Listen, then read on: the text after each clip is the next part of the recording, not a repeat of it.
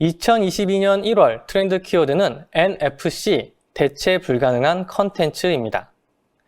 네, 최근 코로나19의 재확산으로 외부 활동이 계속 어려워지고 있는 상황인데요.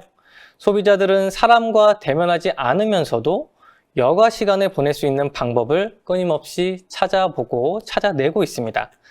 그중 가장 큰 영역을 차지하는 것이 바로 콘텐츠 산업일 텐데요. OTT 시장과 같이 콘텐츠 산업은 단기간에 급격하게 성장하고 있지만 상대적으로 경쟁 또한 아주 심화되고 있습니다. 그래서 오리지널 콘텐츠와 IP 확보에 사활을 걸고 있는 추세인데요.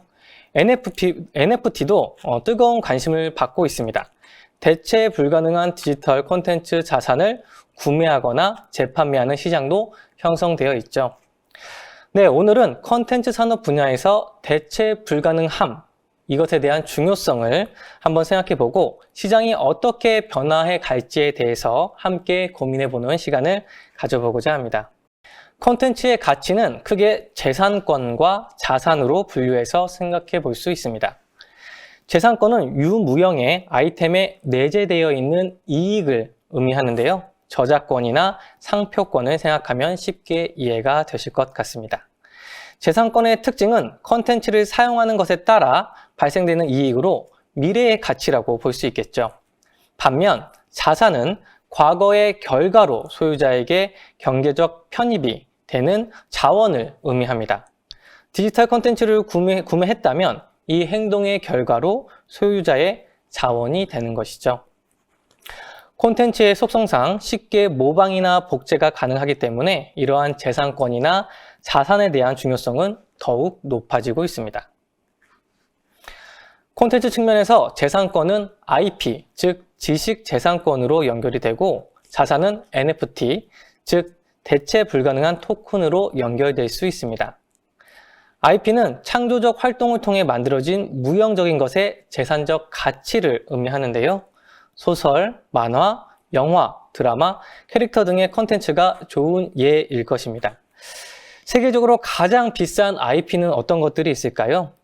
통계청에 의하면 마블 유니버스, 미키마우스, 해리포터, 스타워즈, 포켓몬스터 이 5가지가 현재 가장 비싼 IP라고 합니다.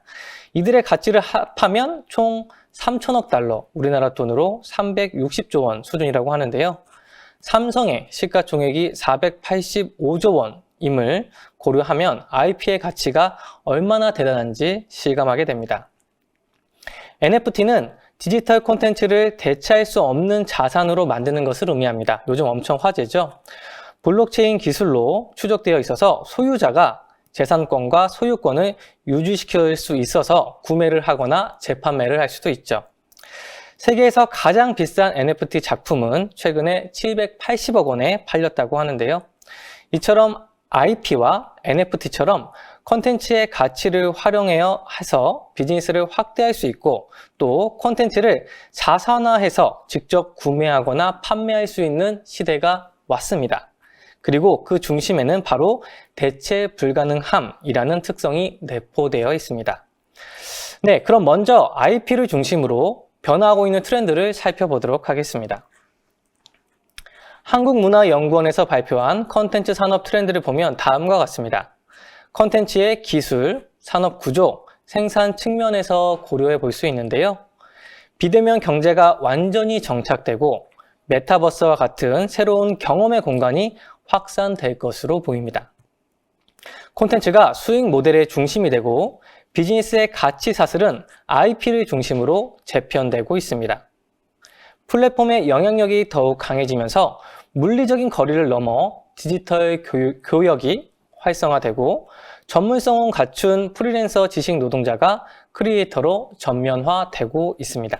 그리고 젠더, 힐링 등의 콘텐츠가 확산될 것으로 예측을 했는데요. 이 트렌드들은 상호 영향을 미치면서 복합적으로 발생됩니다. 이 중에서 저희가 주목한 것은 바로 콘텐츠 산업의 가치 사슬이 IP를 중심으로 재편된다는 것이었습니다. 과거에는 CPND, 즉 크리에이터, 플랫폼, 네트워크, 디바이스 형태로 생태계가 구축되었다면 이제는 ICON 모델로 전환되고 있다고 하는데요.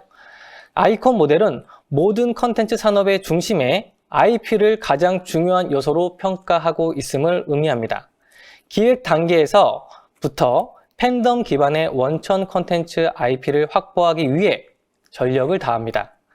대체 불가능한 컨텐츠를 기반으로 고객을 유입시켰다면 이용 패턴을 분석해서 큐레이션된 정보를 제공해서 고객 접점에서 최적화된 서비스를 제공하는 것도 굉장히 중요해지고 있죠.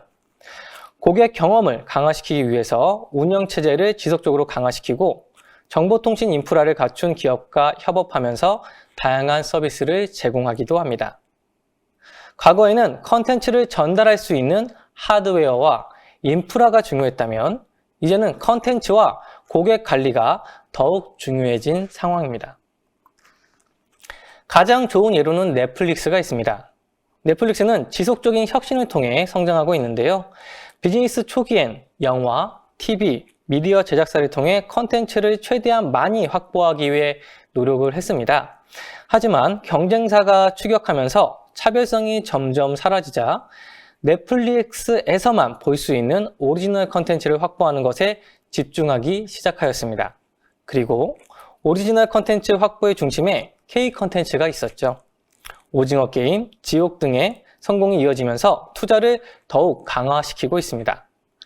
넷플릭스뿐만 아니라 다른 OTT 기업들도 대체 불가능한 오리지널 컨텐츠를 확보하기 위해 집중하고 있죠. 다음은 플랫폼별로 동영상 컨텐츠를 시청하는 이유를 조사한 결과입니다. 이용률은 유튜브가 독보적으로 높습니다. 컨텐츠 수가 방대하고 최근에는 지식과 정보를 찾는 검색의 기능으로까지 확대되었기 때문인데요. 넷플릭스를 시청하는 이유를 보면 컨텐츠 수량이 많고 여기에서만 이용할 수 있는 컨텐츠가 많기 때문이다 라는 의견이 다수였고 압도적이었습니다. 시간이 지날수록 컨텐츠의 수량을 통한 경쟁력은 약해질 수밖에 없죠. 그러므로 대체 불가능하고 매력적인 컨텐츠를 얼마나 확보했는가가 가장 중요한 경쟁력이 될 것입니다. 국내 대표적인 OTT 서비스인 웨이브도 오리지널 컨텐츠를 확보하기 위해 공격적인 투자를 하고 있습니다. 2019년에는 100억 원 규모에서 2021년에는 900억 원 수준으로 확대를 하였고요.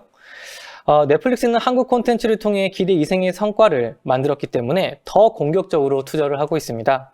2016년 150억 원 규모에서 2020년에는 3,300억 원 규모 이상으로 투자를 확대된 것으로 파악이 되고 있습니다. 국내 OTT 시장 규모도 2012년 1,085억 원 수준에서 2020년 7,800억 원 수준으로 성장을 하였죠. 한국은 콘텐츠 산업이 급성장하고 있는 시장인과 동시에 매력적인 콘텐츠를 생산할 수 있는 크리에이터 역할을 동시에 해내고 있는 것입니다.